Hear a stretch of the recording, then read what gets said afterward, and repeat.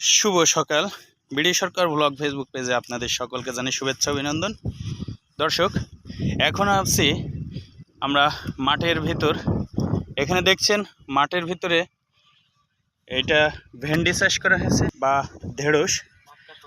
এখানে আমরা বাড়ির জন্য টাটকা ঢেঁড়স ওঠানোর জন্য আজকে এসেছি। আপনারা দেখছেন ভিডিওটা। আপনারা কে কোন জায়গা থেকে দেখছেন ভিডিওটা কমেন্ট করে জানাবেন।